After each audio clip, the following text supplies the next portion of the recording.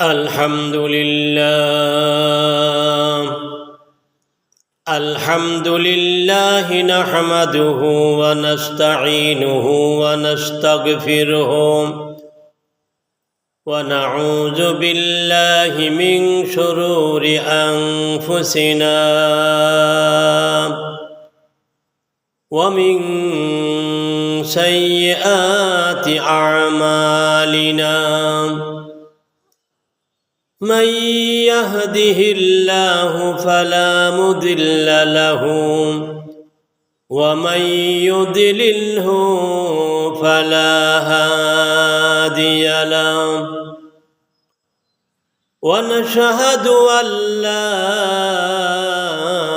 إله إلا الله وحده لا شريك له ونشهد أن محمدًا عبده ورسوله فقد قال الله تعالى في كلامه المجيد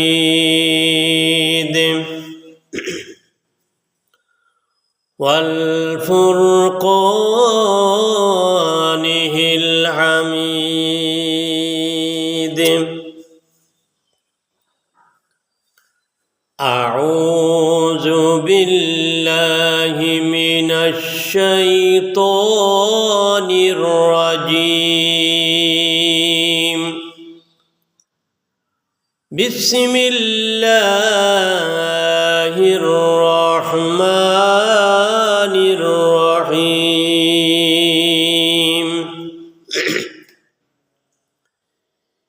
يا أيها الذين آمنوا اذكروا الله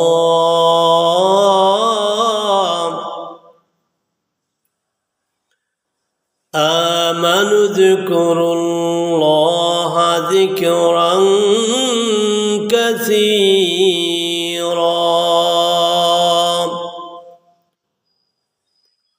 وسبحوه بكرة وأصيلا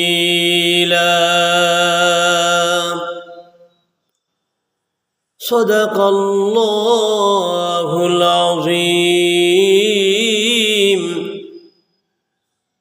وصدق رسوله النبي الكريم رب اشرح لي صدري ويسر لي أمري واحلل عقدة من لساني يفقه قولي ربي يسر ولا تعسر وتمم بالخير ربي يسر ولا تعسر وتمم بالخير فقد قال الله تعالى في شان حبيبه ومحبوبه ومعشوقه مخبرا وآمرا إن الله وملائكته يصلون على النبي يا أيها الذين آمنوا صلوا عليه وسلموا تسليما اللهم صل على محمد وعلى آل محمد كما صليت على إبراهيم وعلى آل إبراهيم إنك حميد مجيد بلغ العلا بكماله كشف الدجى بجماله حسنت جميع خصاله صلوا عليه وآله উপস্থিত সম্মানিত দিনদার ইমানদার ইসলাম দরুদি ইসলাম প্রিয় আমার মুসলিম ভাইয়েরা, সকলের প্রতি আমি সালাম নিবেদন করছি। আসসালামু আলাইকুম ওয়া রাহমাতুল্লাহি ওয়া বারাকাতুহু। আমি আল্লাহ পাকের মহা কালাম থেকে একটু আয়াত তেলাওয়াত করেছি। যদি আল্লাহ পাক তৌফিক দেন, সংক্ষিপ্ত আকারে তার উপরে কিছু কথা বলার চেষ্টা করব। ওয়ামা তাওফিকি ইল্লা বিল্লাহ।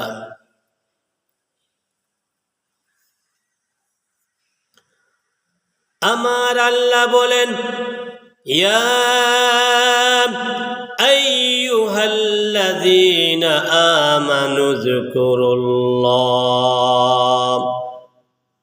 হে ঈমানদার বান্দারা, বিশ্বাসী বান্দারা, উযকুরুল্লাহ, তোমরা আমি আল্লাহ পাকের নামের জিকির করো।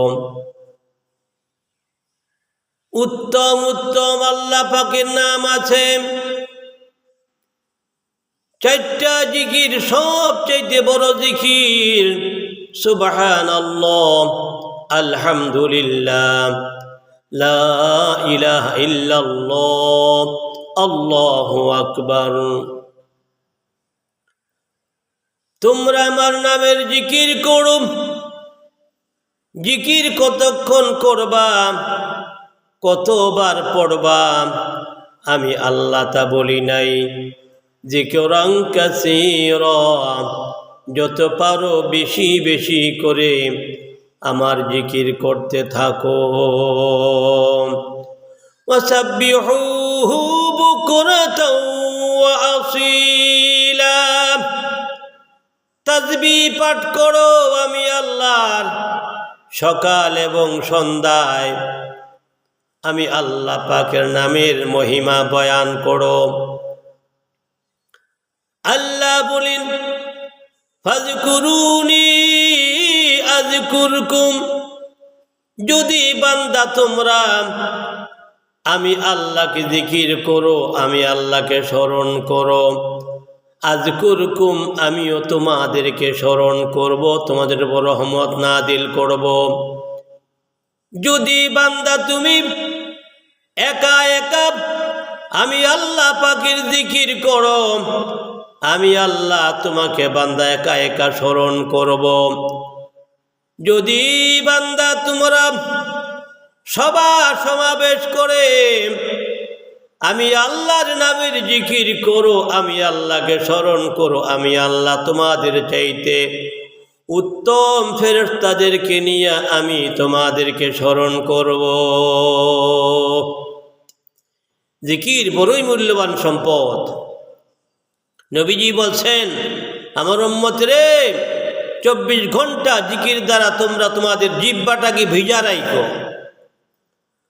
অর্থাৎ মুখে আল্লাহর জিকির জারি রাখো। যদি জিকির মুখে থাকা অবস্থায় মৃত্যু হয়ে যায়, তোমার মৃত্যুটা আল্লাহ পাকের নামের সাথে হয়ে যাবে। জিকির করলে কালবের গুনাহ মাফ হয়, জিকির করলে কলব পরিষ্কার হয়, মুর্দা কলব জিন্দা হয়, দুর্বল কলব সবল হয়। গুনাহ করতে করতে কলবটা কালো হয়ে গেছে, অন্ধকার হয়ে গেছে। আল্লাহর জিকির করার কারণে, ওই জিকিরের নূরের বরকতে কলবের গুনাহগুলো মাফ হয়ে কলবে আল্লাহ পাকের নামের নূর পয়দা হয়ে যায়। আল্লাহর হাবিব বলেন,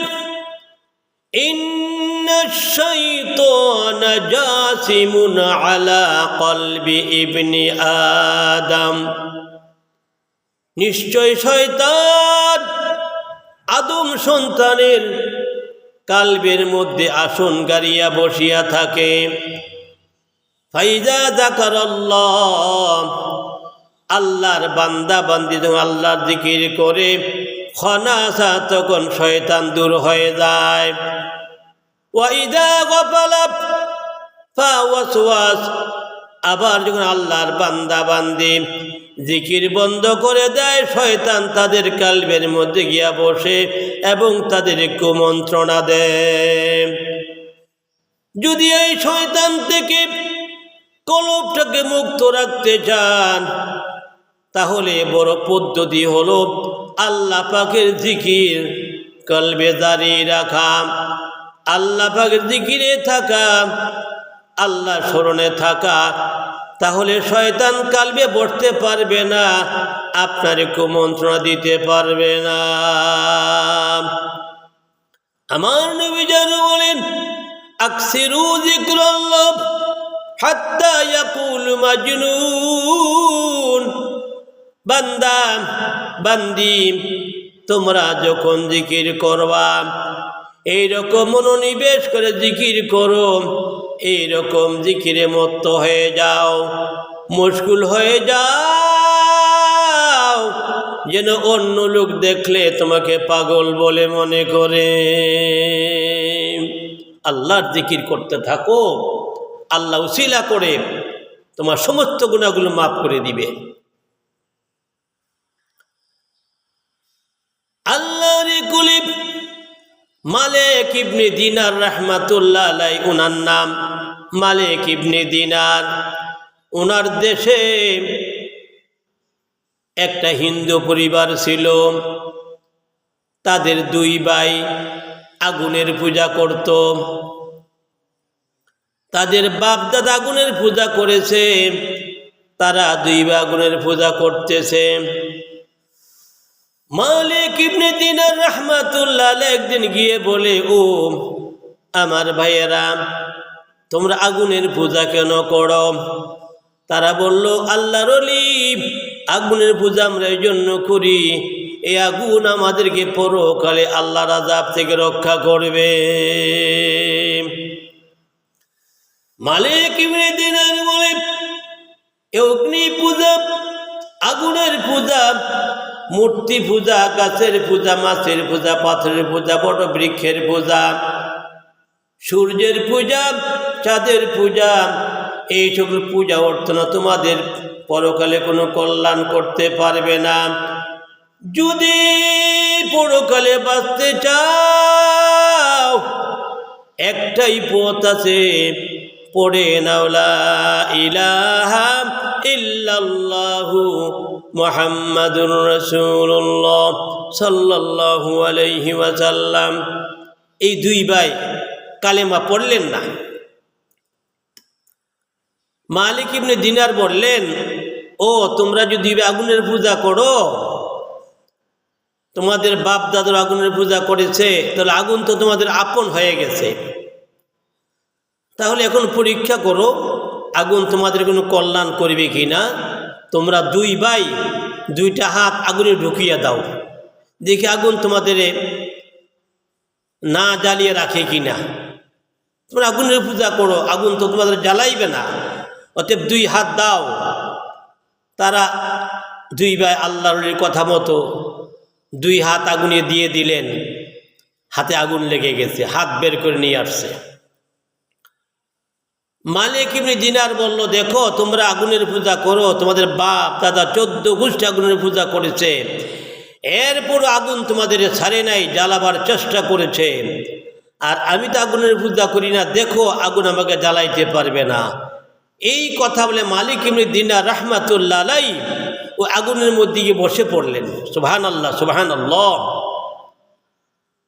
দীর্ঘক্ষণ বসার পরে আগুন থেকে বের হয়ে আসলেন। তারা দেখল মালিক ইবনে দিনারের একটা গায়ের পশমও আগুন জ্বালাইতে পারে নাই। তারা বলল যে আমরা আগুনের পূজা করি, আগুনের পূজা করার পরও, আগুনকে দেবতা মনে করার পরও আগুন আমাদেরকে জ্বালিয়ে দেয়। আর মালিক ইবনে দিনার আগুনে বসেছিল, তার আগুন কিছু করতে পারল না, অতএব আর এই আগুনের পূজা করব না, আমরা মুসলমান হয়ে যাব। দোনো ভাই মিলে তখনই পড়ে ফেললেন লা ইলাহা ইল্লাল্লাহু মুহাম্মাদুর রাসূলুল্লাহ সাল্লাল্লাহু আলাইহি ওয়াসাল্লাম। দোনো ভাই ডেকে বলে, ও মালিক ইবনে দিনার, আমরা এখন মুসলমান হয়ে গেলাম, আমাদের কাজ কি হবে বলেন? তোমাদের কাজ হবে আল্লাহর দিনকে শিখতে থাকবা আর 24 ঘন্টা আল্লাহ পাকের নামের জিকির করতে থাকবা। এই দুই ভাই চিন্তা করল, বাড়িতে থাকলে পরে জিকির করতে সমস্যা হয়, সংসার ঝামেলা ভোগ করতে হয়, বিভিন্ন বাধা বিপত্তি আসে। দোনো ভাই বাড়িঘর ছেড়ে সকালবেলায় পাহাড়ে চলে যায়, গুহার মধ্যে বসে বসে আল্লাহর জিকির করে সন্ধ্যায় গুহা থেকে বেরিয়ে বাড়িতে আসে। কোনো কর্ম নাই। এখন কর্ম না করার ফলে এই দুই ভাইয়ের সংসারের মধ্যে অভাব দেখা দিয়েছে। তাদের বিবিরা বলল যে তোমরা কি কাজ করো, সারাদিন কোথায় থাকো? কোনো কাজকর্ম নাই, সংসারে তো খাবারের খুব কষ্ট, ঘরে চাউল নাই, খাবারের ব্যবস্থা নাই, তোমরা কর্ম করো, কর্মে টাকা কোথায়? তারা বলল, হ্যাঁ, আমরা এমন এক মালিকের কর্ম করি যে মালিক আমাদেরকে কর্মের পারিশ্রমিক দেবে। কখন দেবে? আমরা তো কষ্ট করতেছি। আবার পরের দিন সকালবেলা তারা দুই ভাই নিয়ম মতো বাড়ি থেকে বের হয়ে আবার পাহাড়ের গুহায় চলে গেলেন, গিয়ে আল্লাহর দিকে সারাদিন ভর করলেন। সন্ধ্যায় যখন বাড়ি আসবে, আর ওই দিক দিয়া তারা সকালে বাড়ি থেকে বের হওয়ার পরে এক ব্যক্তি বিরাট একটা মাথার মধ্যে আপনার চাউল, তেল, ডাল, মরিচ, তরকারি, মাছ, গোশ নিয়া একটা ওড়ার মধ্যে করে এই বাড়িতে আসছে। এসে ডাক দিলেন, যে বাড়িওয়ালারা বাড়িতে আছেন? মহিলারা বলল, না, তারা তো বাড়িতে নাই। কয়, নেন, এই খরচগুলো রাখেন। মেয়ে লোকেরা বললে, এগুলো কার খরচ?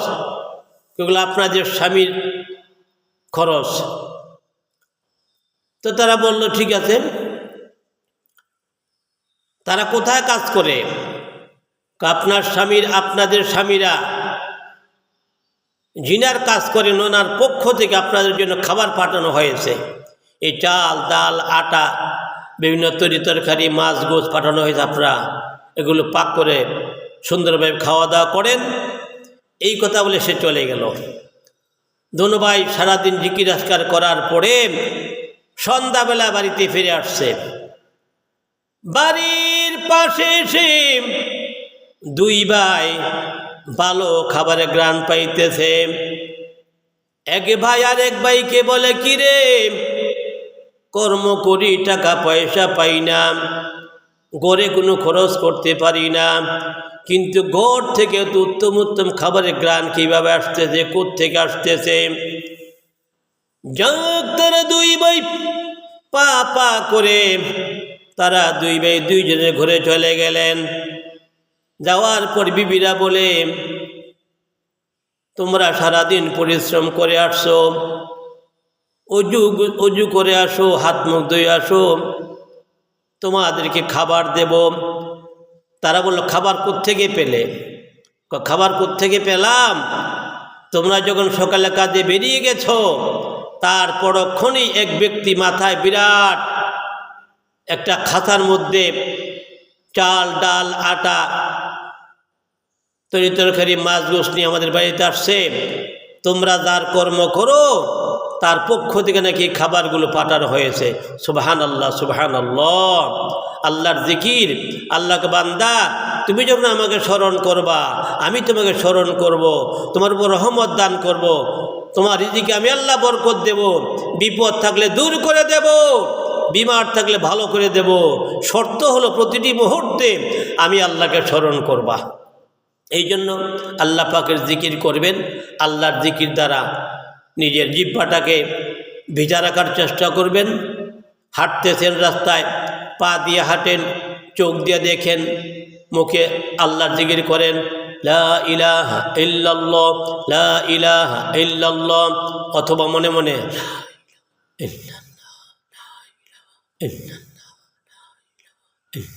জিকির করতে থাকেন। দোকানে গিয়েছেন, দোকানদারি করেন, আপনি কাস্টমারের সাথে মালের দাম বলেন, হাত দিয়ে মাপাজুবি করেন, চোখ দিয়ে দেখেন, মুখে আল্লাহর জিকিরটা কায়েম রাখেন। মিলে চাকরি করতে গিয়েছেন, মিলে চাকরি করেন, হাত দিয়ে কাজ করেন, চোখ দিয়ে দেখেন, মুখে আল্লাহর জিকির করেন। এরকম জিকির করতে করতে একদিন আপনি আল্লাহওয়ালা হয়ে যাবেন, আল্লাহর ওলি হয়ে যাবেন। যারা দুনিয়াতে ওলি হয়েছে তাদের বেশিরভাগের জীবনে দেখা যায় তারা খুব জিকির করতেন, জিকির করতে করতে এরা এত বড় আল্লাহওয়ালা হয়ে গেছে। আল্লাহ পাক আমাদেরকে প্রতিটি মুহূর্তে আল্লাহকে মহব্বত করে আল্লাহকে স্মরণ রাখার তৌফিক দান করুন। আমিন। ওয়া আখিরু দাওয়ানা আনিল হামদুলিল্লাহি রাব্বিল আলামিন। আসসালামু আলাইকুম ওয়া রাহমাতুল্লাহি ওয়া বারাকাতুহু।